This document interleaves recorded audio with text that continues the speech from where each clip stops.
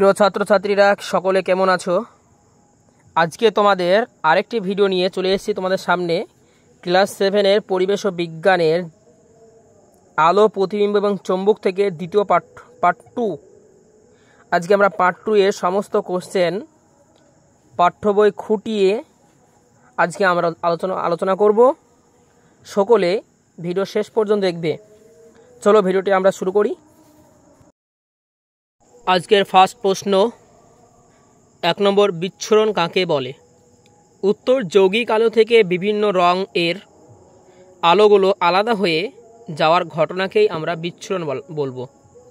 তাহলে যৌগিক আলো থেকে বিভিন্ন রং এর আলোগুলো যখন আলাদা হয়ে যায় তখন তাকে বিচ্ছুরণ বলে।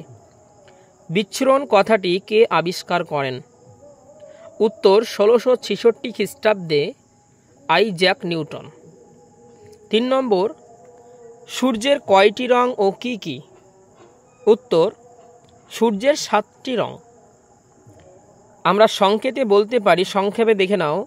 বে নি আসহ কলা, বে এ বেগুনি, নিয়ে নীল, আয়ে আসমানি বা আকাশি, তালবস দন্তুস্বয়ে সবুজ, হয়ে হলুদ, কয়ে কমলা, লয়ে লাল।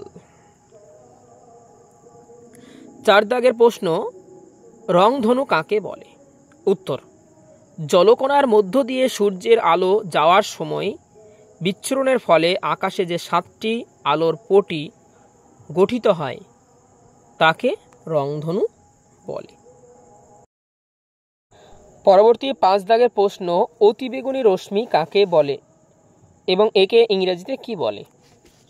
অতিবেগুনি রশ্মি এক ধরনের তড়িৎচুম্বকীয় বিকিরণ যার তরঙ্গ দৈর্ঘ্য দৃশ্যমান আলোর তরঙ্গ দৈর্ঘ্যের চেয়ে ছোট এবং রঞ্জক রশ্মির চেয়েও বড়। একে ইংরেজিতে আল্ট্রাভায়োলেট বলে। 6 দাগের প্রশ্ন, অতিবেগুনি রশ্মির 3টি ক্ষতিকারক প্রভাব লেখো। 1 নম্বর প্রভাব, সরাসরি চোখে পড়লে চোখের লেন্সের ক্ষতি হয়। 2 নম্বর, আলোক সংবেদী স্তর বা রেটিনার ক্ষতি করে। 3 নম্বর, এই রশ্মি চামড়ায় পড়লে চামড়ায় ক্যান্সার হতে পারে। 7 দাগের প্রশ্ন, ওজোন স্তর না থাকলে কি বিপদ হতো? উত্তর, এই ওজোন স্তর সূর্য থেকে অতি বেগুনি রশ্মি আসতে বাধা প্রদান করে, জীবজগৎকে ক্ষতিকারক প্রভাব থেকে রক্ষা করে। পরবর্তী 8 দাগের প্রশ্ন, কালো মানুষের চামড়ায় কোন রঞ্জক পদার্থ থাকে? মেলানিন। 9 দাগের প্রশ্ন, অতিবেগুনি রশ্মি দেহের কোন অণুকে ক্ষতি করে?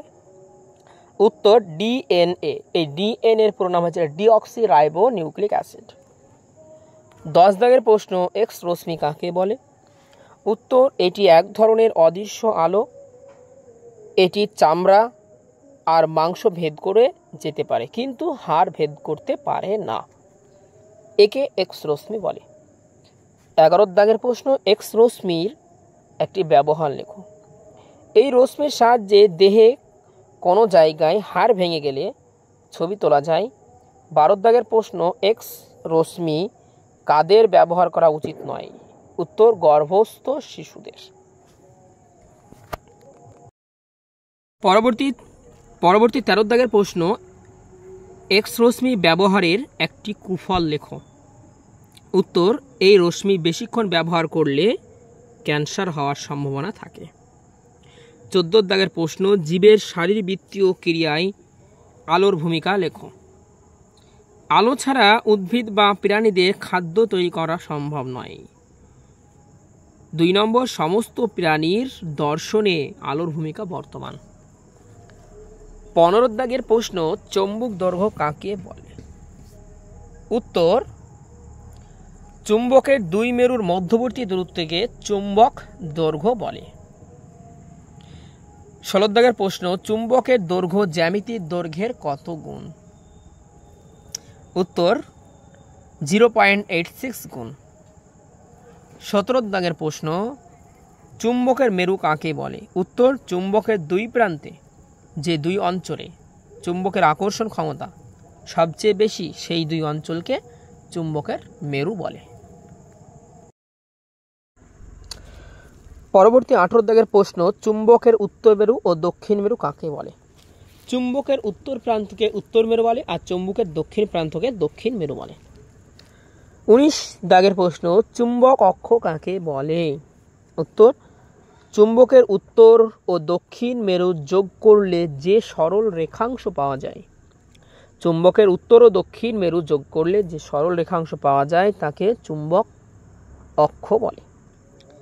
20 দাগের প্রশ্ন, চৌম্বক ক্ষেত্র কাকে বলে? একটি চুম্বকের চার ধারে যে স্থান জুড়ে ওই চুম্বকের আকর্ষণ বা বিকর্ষণ ধর্ম কাজ করে তাকে ওই চুম্বকের চৌম্বক ক্ষেত্র বলে। 21 দাগের প্রশ্ন, প্রাকৃতিক চুম্বক কাকে বলে? উত্তর, এই চুম্বক প্রকৃতিতে পাওয়া যায় বলে একে প্রাকৃতিক চুম্বক বলে। এই চুম্বক সহজে বাজারে কিনতে পাবে না। যেসব জায়গায় এই খনিজ দ্রব্যের খনি আছে সেখানে শুধু এই পাথর পাওয়া সম্ভব। 22 দাগের প্রশ্ন, কৃত্রিম চুম্বক কাকে বলে? চুম্বক পদার্থকে বিশেষ উপায়ে চুম্বকে পরিণত করে যে চুম্বক পাওয়া যায় তাকে কৃত্রিম চুম্বক বলে। আজকে এই পর্যন্তই। যারা চ্যানেলে নতুন আছো তারা অবশ্যই চ্যানেলটিকে সাবস্ক্রাইব করে পাশে থাকো। এর সমস্ত আমরা পাঠ্য বই অনুসারে খুঁটিয়ে প্রশ্ন এবং উত্তর সব আমরা আলোচনা করব পরপর। তোমরা আমাদের এই চ্যানেলে পাশে থাকো। আজকে এই পর্যন্তই। সবাই সুস্থ থাকো এবং ভালো থাকো। টাটা।